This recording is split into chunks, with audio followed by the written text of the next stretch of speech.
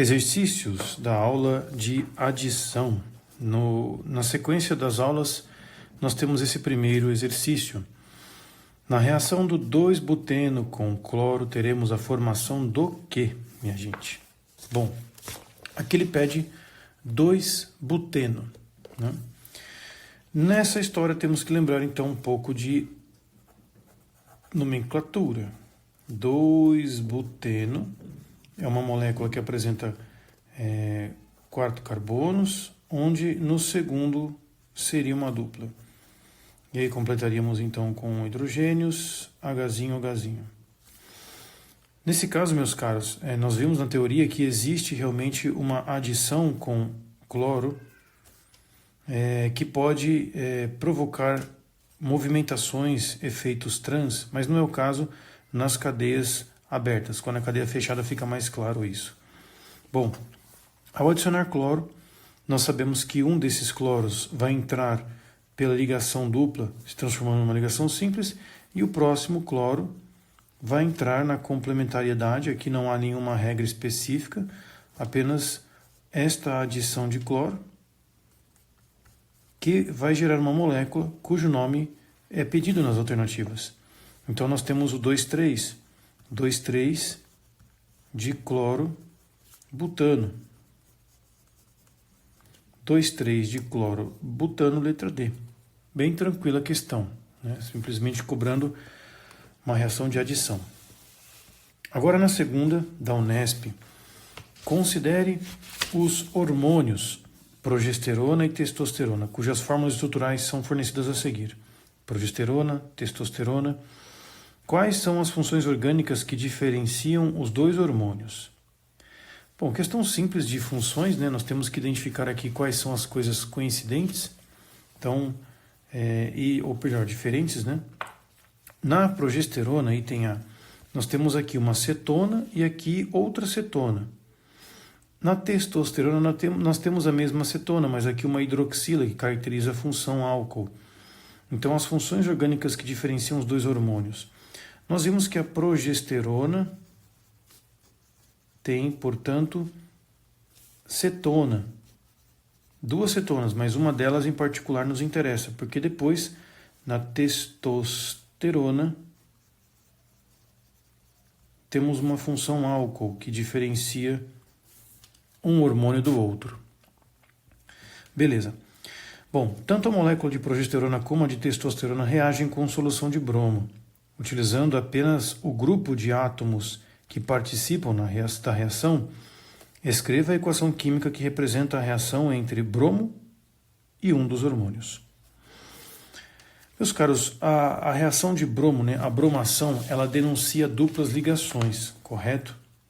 Então toda bromação, quando consumida por inteiro, bromação sem subprodutos, ela é caracterizada, essa reação, né, como indicador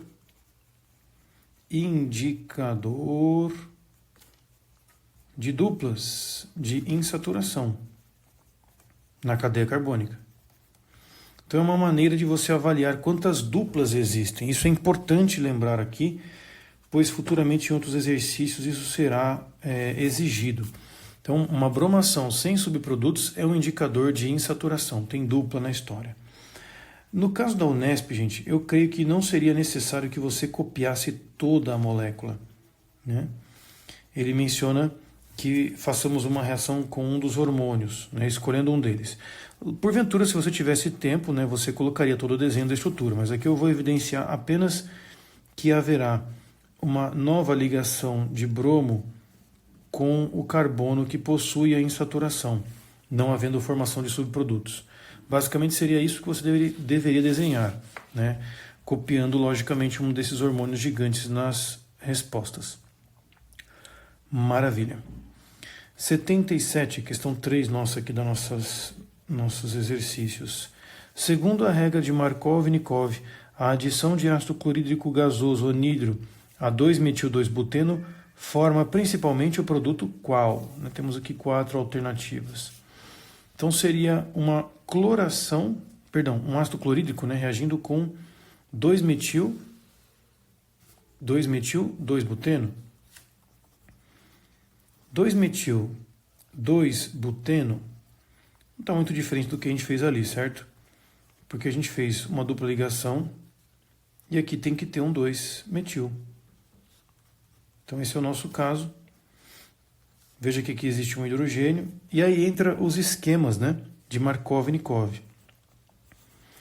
Como nós temos primeiramente, né, um ataque eletrófilo, né, o nosso H+, vai se adicionar aqui primeiramente na dupla ligação, na regra de Markov-Nikov, o hidrogênio vai para o carbono mais hidrogenado. Certo? E ocorre a formação de um carbocátion que seria mais estabilizado. Então aqui eu vou deixar evidente esse passo. Ó. Mas já vou adicionar logo o cloro. Mas veja, adicionar primeiro hidrogênio, que procura o carbono com mais hidrogênios. Entre esses dois carbonos, nós temos aqui um carbono terciário e aqui um secundário, onde este não tem hidrogênio algum e este tem hidrogênio. Portanto, o hidrogênio novo vai no carbono mais hidrogenado, em consequência, o cloro vai ao carbono que não está tão hidrogenado, seria um carbocátion, e o cloreto faz um ataque nucleófilo. Esse seria o subproduto, esse seria o produto final. Então seria 2-cloro, 2-metil-butano. Como não pede nome, né, pede apenas o desenho esquemático, dá para notar que a letra A apresenta essa estrutura que acabamos de desenhar. Beleza? Então, recordando a regra de Markov-Nikov. Quarta questão. A equação que melhor representa a reação do propeno com brometo de hidrogênio. É o nome que se dá para o HBr, né? Quando não está em meio aquoso, chama-se brometo de hidrogênio, gente. Bom, propeno com HBr, essa seria a reação. Né? Propeno, gente, teria 3 carbonos, onde dois deles, né, apresentam uma dupla, aqui H e aqui H3. É importante deixar evidente os carbonos e hidrogênios, porque aqui nós vamos usar de novo a regra de Markov-Nikov. Então, HBr será adicionado, ok? Mais uma vez, o ataque eletrófilo do hidrogênio nas duplas faz com que ele tome a dianteira e isto vai produzir um carbocátion, que eu vou destacar aqui o hidrogênio. Veja que eu estou colocando este hidrogênio no carbono mais hidrogenado. Dentre essas duas opções, H2 e H1, o hidrogênio vai acompanhar os outros Hs, vai ficar um CH3 e um carbocátion, que vai receber um ataque nucleófilo do bromo, não do cloro, professor, do bromo, formando este brometo de isopropila, seria o seu nome, ou 2-bromo-propano. Das alternativas, nós teríamos que buscar uma reação que refere-se a isto.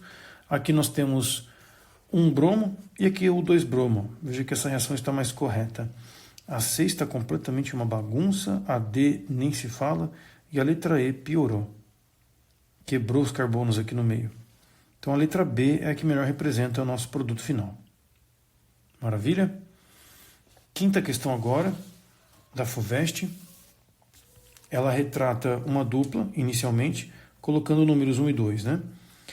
Os compostos A, B e C são alcenos, ou derivados de alcenos, em que os átomos ou grupos de átomos estão ligados aos carbonos 1 e 2, conforme indicado na tabela acima.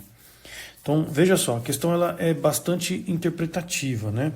Vamos tomar cuidado aqui. Veja que ele coloca compostos de A até C. No número 1, são os átomos ou grupos de átomos ligados ao carbono. Então, você tem hidrogênio ou hidrogênio nessa molécula A, CH3, CH3 na molécula A, nessas duas posições ali acima. No item A, ele pede para apresentar isomeria cis ou trans, se é que existe, né? E explique com o uso de fórmulas estruturais, que é o caso, né, da isomeria geométrica. Ela é uma estereoisomeria, então eu preciso realmente desenhar. Depois, no item B, ele pede a reação do composto B com HBr, leva à formação de isômeros, sim ou não, e justifique. Bom, O item A fica claro se nós desenharmos o que está sendo pedido. Então, o composto A, ele tem dupla ligação. Nesse primeiro carbono, hidrogênio, hidrogênio, já invalida qualquer isomeria geométrica, gente. Porque eu preciso que os ligantes ou os grupos ligados ao carbono sejam diferentes. Então aqui não tem isomeria. B, carbono, dupla, carbono. Perninhas abertas, CH3H. Opa, aqui está diferente, já começou correto no primeiro carbono. E aqui, CH3H. Sim, esse cara pode apresentar isomeria. Inclusive este é o cis. Então ele pergunta apenas, né? Explique que tem o cis. Porventura, para deixar muito claro no examinador, creio que seria não muito trabalhoso, então dá para fazer. Você desenha o trans. Ou nas terminações em inglês, ou em alemão, né? Zusammen, jetzt gegen. C. Nós temos uma molécula que tem Br ligado ao carbono, depois outro Br. Já invalida a isomeria, né? Do outro lado, o carbono 2 ele até pode apresentar um certo aspecto que está correto na isomeria geométrica, mas o outro lado também tem que ter duas coisas diferentes. Aqui não tem, né, do lado esquerdo, aqui tem. Então não tem no C isomeria geométrica cis-trans. E aqui está a explicação, né? Estamos evidenciando os casos. Agora ele pede a reação do composto B, justamente o B, com HBr. Leva à formação de isômeros? Vamos ver. No caso, nós vamos colocar então CH3, CH, dupla, CH e CH3.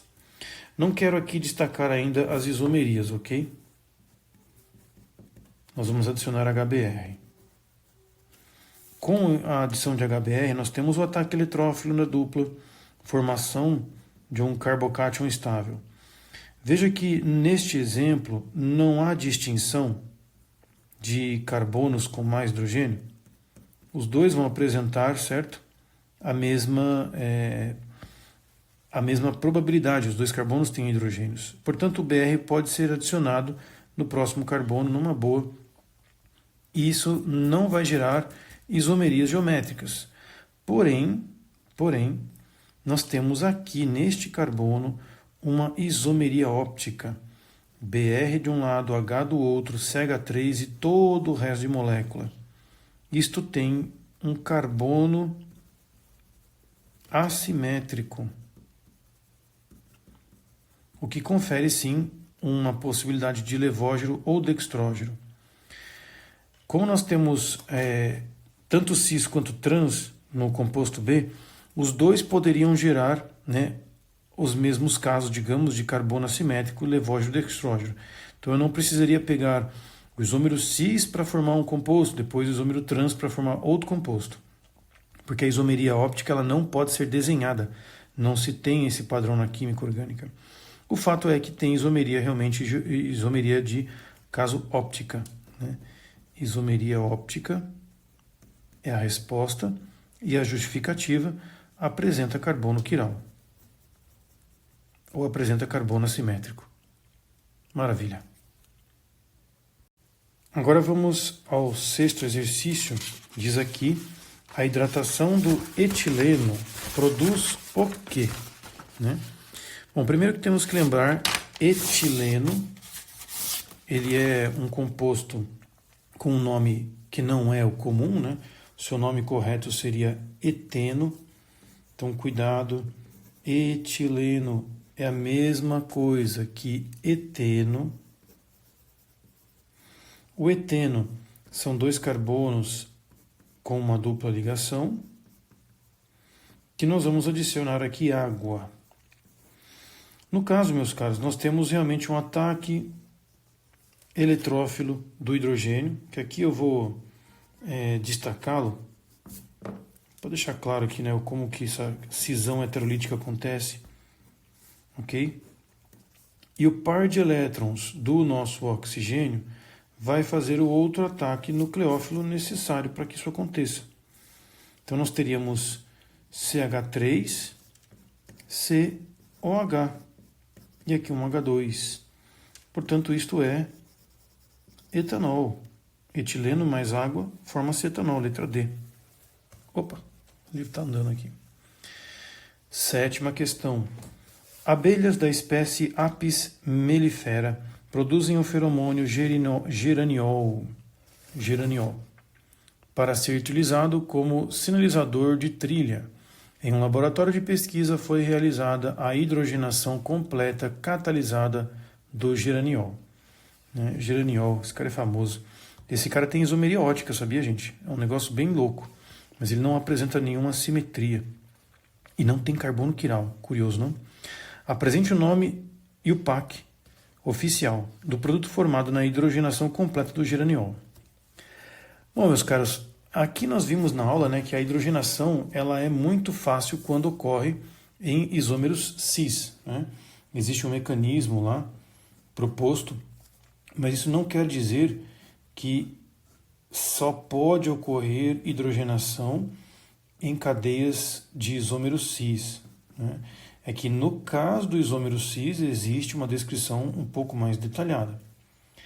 Bom, independente se é cis ou trans, aqui nós podemos dizer que tem duas duplas e assim como o bromo pode reagir indicando a presença de duplas, de olefinas, né? Nós podemos hidrogenar essas olefinas ou essas duplas ligações.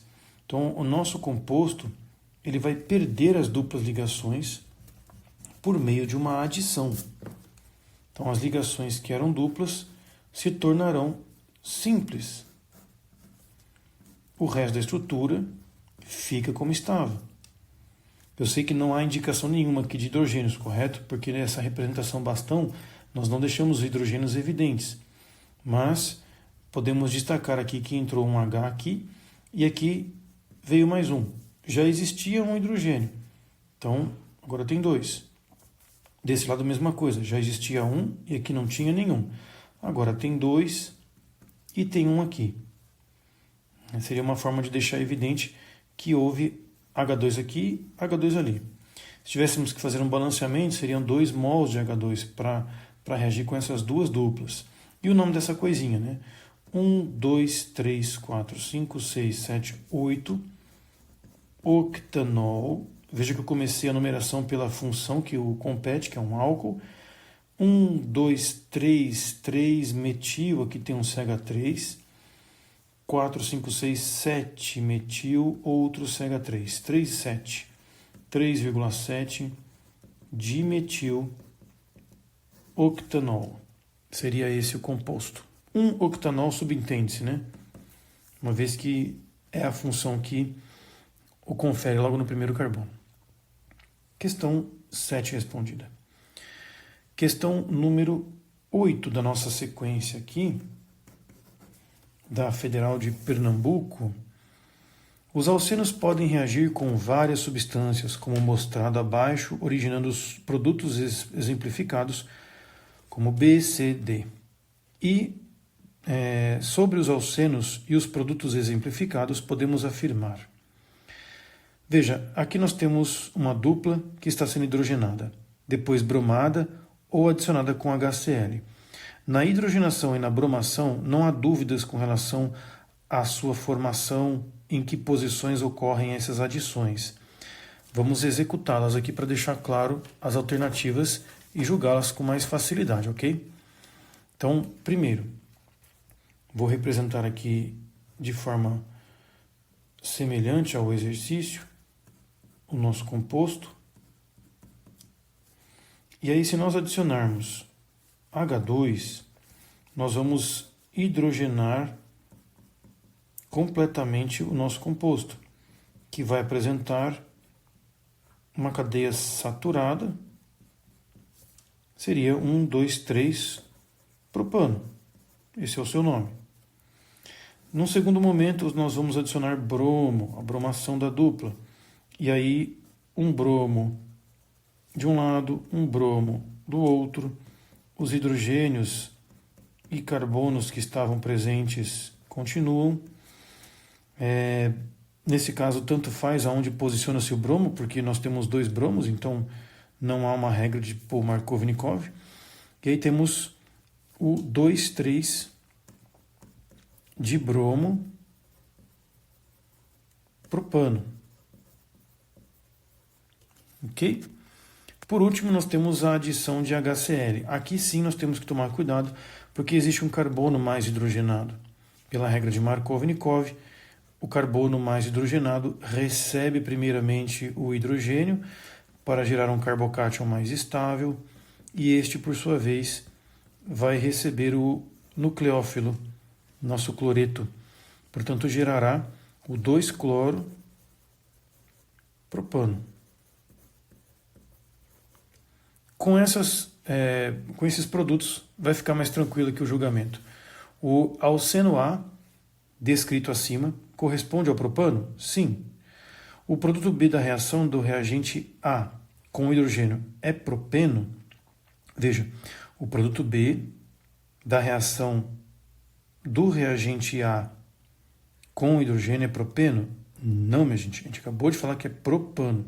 Cuidado, hein? Que aqui a formação, né, a forma como ele descreve as coisas fica meio complicada. Então, inclusive, o alceno A, né, descrito acima, corresponde ao propeno, professor. Poxa vida, não? Falei com tanta propriedade, né? Mas ele está invertendo aqui as coisas, né? O A realmente é propeno, está errado a afirmação 0. A afirmação 0 é falsa. A afirmação número 1 diz que o produto B da reação do nosso alceno com H2 é propeno. Não, o produto é propano. Também está falso. Ok? Aí a afirmação 2. O produto C da reação do reagente A com Br é o 1,2 de bromopropano.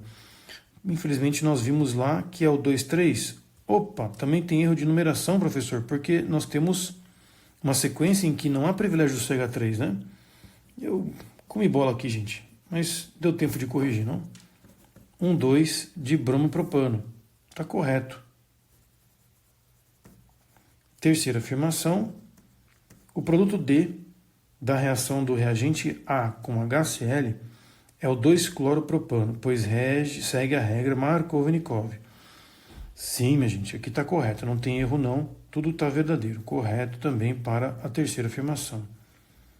Quarta afirmação, todas as reações acima são classificadas como adição? Sim, correto. Todas são de adição, gente, porque eu tenho uma dupla recebendo um par de elétrons e, conceitualmente, eu tenho duas coisas virando uma única só no produto. É uma reação de adição. Com isso, nós temos essa combinação, as duas primeiras falsas e as três últimas corretas. Perdoem aí as minhas confusões ao longo da resolução, viu? Vamos à nona questão. É uma questão de Cesgran-Hill, costuma ser provas de concurso público. A formação do brometo de etila pode ser representada pelo mecanismo abaixo. Veja que aqui ele resume bonitinho nossas aulas, né? Nós temos uma quebra heterolítica, HBr. Este hidrogênio eletrófilo vai atrás dos elétrons da dupla ligação e escolhe um dos carbonos, né? No caso aqui não há nenhuma preferência. Este carbocátion recebe um ataque nucleófilo do brometo, fechando as reações aqui desta formação do bromo-etano. Assinale a opção que apresenta apenas afirmações corretas. A equação 1 corresponde a uma cisão heterolítica. Correto. E a equação 2 corresponde a uma adição nucleofílica? Não. É uma adição eletrofílica. O Hzinho quer elétrons. Ok? A equação 1 corresponde a uma cisão homolítica? Não. Está errado já. E a equação 3 corresponde a uma adição eletrofílica? Sim. Perdão, o nosso bromo é nucleofílico, não é eletrofílico, correto? Então está errado também. Letra C. A equação 2 corresponde a uma adição eletrofílica? Sim, porque o H+ quer elétrons. E a equação 3 corresponde a uma adição nucleofílica? Sim, porque o brometo quer núcleos, que são os carbocátions. A equação 1 corresponde a uma cisão homolítica? Não, vimos que está errado, então a letra C está verdadeira, né? E a equação 2 corresponde a uma adição por radical livre? Não, minha gente, nós não estamos trabalhando com reações radicalares, correto? A equação 2 corresponde a uma adição nucleofílica? Não, gente, é eletrofílica. E a equação 3 corresponde a uma adição por radical livre? Não, porque nós temos cargas, né? Isso aqui são ataques, no caso aqui, nucleófilos. Para deixar claro isso, gente, vamos lembrar que a classificação se baseia naquilo que alguém quer.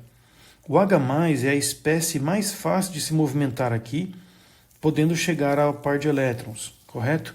Ela é uma espécie eletrófila, então eu tenho um ataque eletrófilo. O brometo, por sua vez, se movimentaria mais rápido do que toda essa cadeia carbônica, que é muito grande. E o par de elétrons vai lá e pega aquela carga positiva. Este seria um ataque nucleófilo, pois o brometo quer núcleo. As partes que foram quebradas é que vão atrás das suas vontades. Por isso que dá a letra C, uma adição eletrofílica, depois um ataque nucleofílico. Com isso chegamos à nossa última questão, a 10ª da nossa sequência. É uma questão bonita do IME. Então, a questão 10ª. Quando o etileno reage com o bromo em solução aquosa saturada de cloreto de sódio, formam-se 3 produtos orgânicos, a saber, o bromo, que reagiu com o etileno, como se esperava. Aqui aparece um cloro perdido no meio e depois um OH no lugar do bromo. Quando se omite a adição de bromo, nenhuma reação ocorre. Explique com equações químicas a formação dos referidos produtos. Bom, ele está me dando uma afirmação para ajudar a entender, ou seja, sem bromo não tem nada acontecendo. Por que será? Né? Vamos conceituar aqui essa história. O etileno, como nós vimos, né? Etileno com Br2 com cloreto de sódio em meio aquoso pode gerar esses 3 produtos, que aqui vou colocá-los na forma bastão. Você pode ter Br aqui, BrCl ou OHBr. São as 3 opções. O que acontece primeiramente, meus caros, é a tal da cisão heterolítica, onde o nosso bromo Br ligado a Br, associado num geral a um catalisor do tipo brometo de ferro 3, vai sofrer o brometo de ferro 3 um ataque nucleófilo, em que o par de elétrons vai atrás da nuvem eletrônica do ferro, gerando então um eletrófilo, e o Fe Br4, o menos. Esse eletrófilo é o problema, ou é o detalhe aqui nessa questão. Sem um eletrófilo, eu não começo a reação. Veja que ele deu essa informação de que sem bromo a reação não ocorre. Então eu vou agora atrás do ataque eletrófilo do nosso brometo. O brometo não, né? Br+, ele vai atacar o nosso eteno, correto? Vou colocar aquele de dupla assim, gente, para ficar mais fácil. Então, o par de elétrons é que, de fato, gruda aqui, mas é o brometo que vai atacar, gerando, então, esse composto inicial com uma carga positiva, ok? Eu poderia até destacar aqui os hidrogênios para ficar claro como está o aspecto visual disso, ok? Esse carbocátion, por sua vez, sofrerá agora um ataque nucleófilo. Este ataque nucleófilo, ele será promovido por alguma espécie com par de elétrons. Por isso que pode acontecer essas 3 possibilidades. Você tem cloreto, por conta da presença do ânion, já que foi colocado sal de cloreto de sódio. Você tem o próprio brometo que está presente naquele catalisador, que vai ser adicionado. Ou você tem também par de elétrons da molécula de água, que também sofre ou executa um ataque nucleófilo, né, a partir do quê? Par de elétrons, que foi nossa primeira aula. Todos esses pares de elétrons, eles podem atacar o carbocátion. A única diferença é que no caso da água, ao adicionar a água, existe uma reação em que o H+ é liberado, né, refazendo assim, digamos, os reagentes e os produtos da história. Um meio ácido será feito, né? Um HBr será subproduto, porque aí o Br-, que não vai atacar, portanto, o carbocátion, vai acabar atacando um hidrogênio da água, formando HBr, e o OH- vai lá e se ajeita no carbocátion. Por isso que é possível a produção desses 3 componentes. Como nós vimos lá, um Br com Br, ou um Br com Cl, ou um Br com OH-. Mas tudo isso por conta da dupla ligação. Perdão, do par de elétrons. Ok? Espero que tenha ficado claro, né? O ideal seria evidenciar as reações, mas eu creio que com todas as aulas e os nossos exercícios isso tenha ficado claro. Obrigado, meus caros. Até uma próxima. Bons estudos a todos.